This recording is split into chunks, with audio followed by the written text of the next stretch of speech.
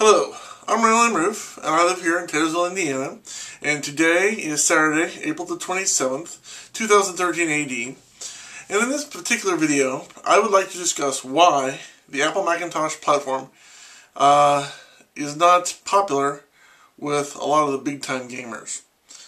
And then, after I explain why it's not popular, I'm going to go into why, or how, more or less, Apple could change this if they wanted to. Okay, first of all, let's start off with why the Apple Macintosh platform is not popular with gamers. And it's very simple, okay? When Windows 95 came out in the early to mid-90s, a lot of gamers' platforms were being written for this, okay? So in 95 plus, Microsoft has approximately 90% of the PC market, okay? And since then, of course, things have changed. Now, Apple, while it is one of the biggest companies in the world, still in 2013, some 15 years later, only has approximately, what a lot of people say, between 20 and 22% of the PC market, or the computer market, where, Mac, PC, Linux, so on. So even though Apple's one of the biggest companies, percentage-wise, there are a lot of more PCs out there than there are Macs, okay? I love the Mac. I've always used the Mac. Of course, I've used PCs, of course, when I was in school, and different times I've had to use them, doing different jobs. But for myself, at home here, I use a Mac. I love it, and I prefer it. I mean, no system is perfect, but the Mac for me is the best. I just love it, okay? There's some drawbacks, some things I'd change, obviously, but overall the Mac is where I want to be as a computer user. Now, as far as gaming, it's very simple, you know what I'm saying?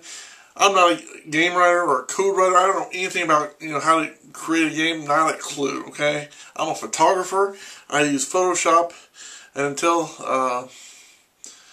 until they got rid of Rosetta and PowerPC apps with 10.5, I was an AppleWorks user. That's another video.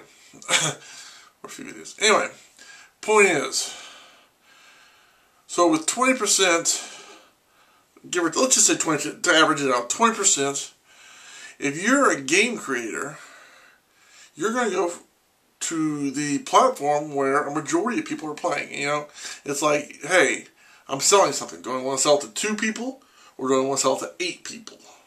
I mean, that's basically what it boils down to. And of course, anybody with any common sense is going to want to sell it to the 8 people as compared to the 2 people, okay? For the most part. I mean, there may be some people loyal to the 2%, and that's cool. But from a money or economic standpoint, the 8 people is where you're going to sell your product. It's where you're going to write it for, you're going to develop it for.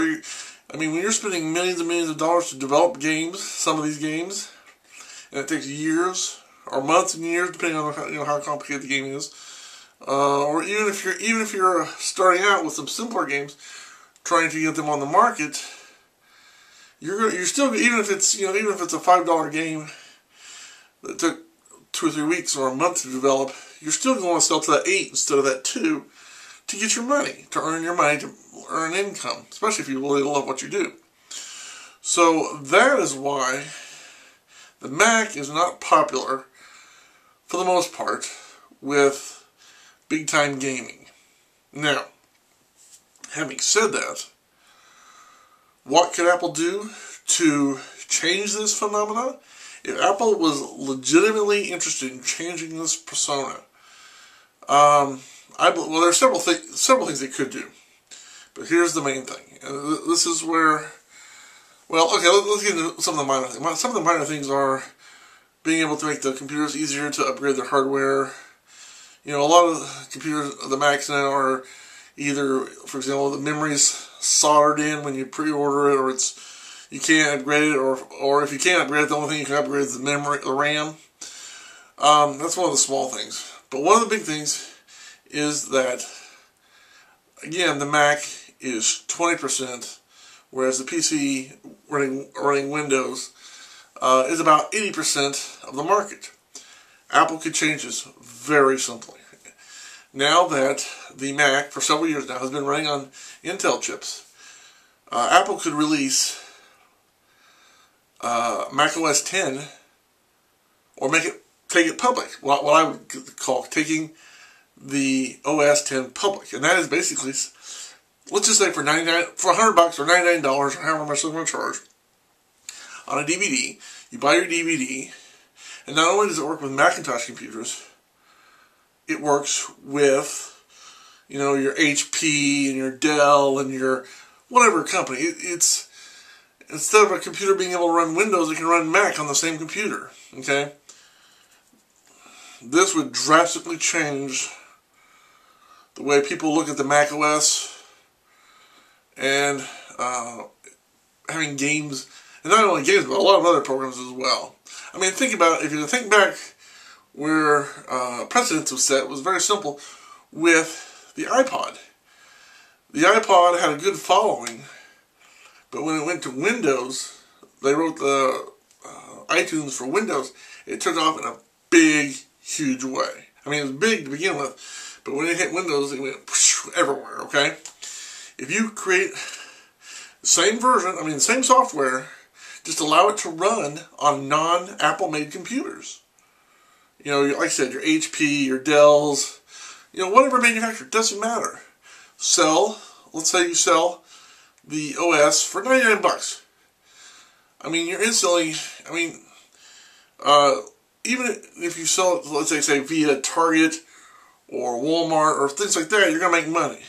And of course, people obviously could go down to, you could put it on like the App Store and not have to have any, you know, overhead for selling, you know, a box and the disc, and you could do it. You could sell it online, or you could sell it, because like me, I like to have personally I like to have a DVD backup, and I like to know I can hold something here and say, hey, here's some instruction manuals.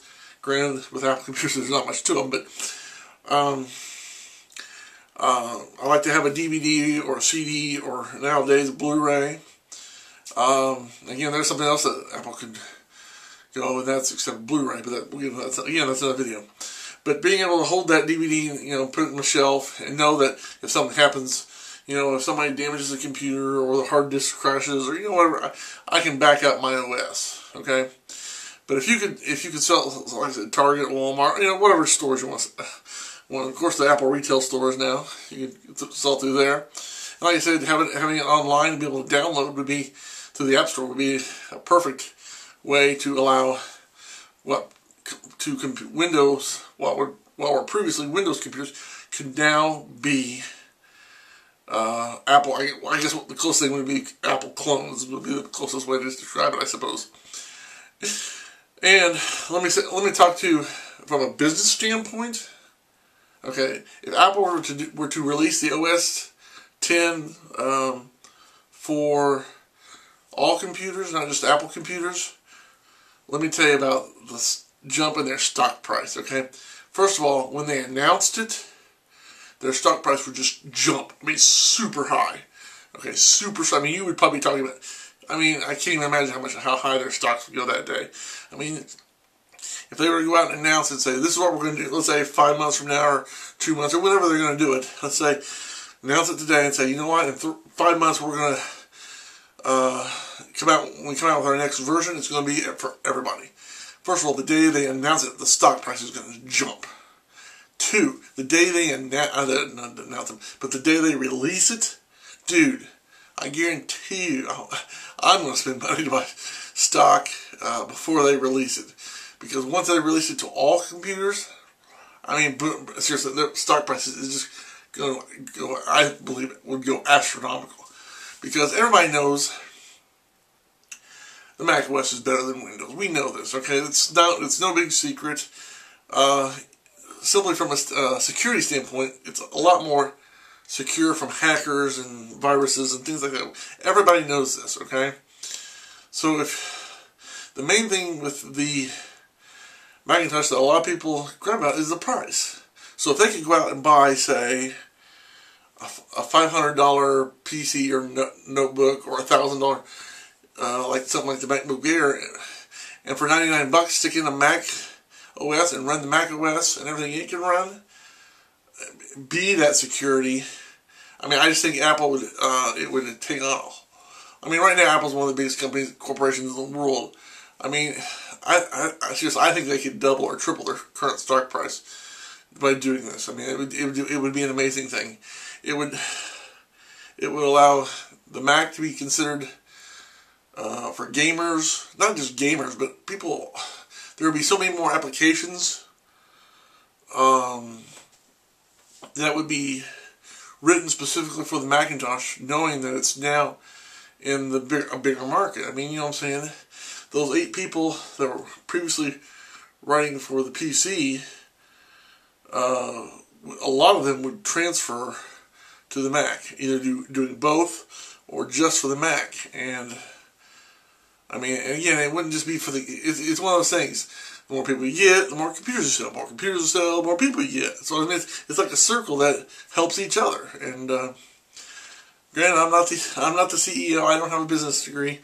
I'm a guy with a welding certificate from the Hobart Institute of Welding Technology in Troy, Ohio, who for the last several years has done wedding photography and comic strips, photographic comic strips. So that's where I come from. That's what I think Apple should do. And if I was in charge of Apple, that's what I would do. Aside from bringing back Rosetta so I can run my Power PC apps and getting into Blu-ray. Because while a lot of people say Blu-ray's outdated and not needed, I still, you know, they say CDs are out, or CDs and DVDs are outdated. I, as a photographer, use them all the time. Okay. Used to give people flip books with their little, 3x5 or 5x7 prints. Well, nowadays, as a photographer, I give out CDs and DVDs all the time. It's an essential part of my business. Okay. I couldn't function without being able to give out CDs and DVDs. Granted, I can do a lot of stuff with Flickr and YouTube and MySpace and especially Facebook. But being able to hand out that CD, DVD, and I hope Blu-ray would, especially if it was built in, that's part of my, that's just something I do. I don't see it as outdated. And while I can understand they're trying to advance the cloud, nothing wrong with going toward the cloud, but you also want to be able, it's like they're supporting the cloud, but again, nothing wrong with that. But you ought to be able to support, at the same time, support these guys and these guys and these guys over here. And the way you're going about Apple right now, they're not doing that. They're like, ooh, the cloud's this way, and everybody's got to go toward the cloud. Well, everybody doesn't want to go toward the cloud. Some people want to go this way, some people want to go that way. So it's, nothing wrong with the cloud. If you guys want to do the cloud, that's cool. But, I still use CDs and DVDs. And, it's something I use every day, part of my business. And right now, I just can't see running a business without it because it's essential. So that's my little talk on Blu-ray. But anyway, that's my suggestion to Apple. I'm iRandallMRueff, and thanks for watching my video. Goodbye. Have a nice day.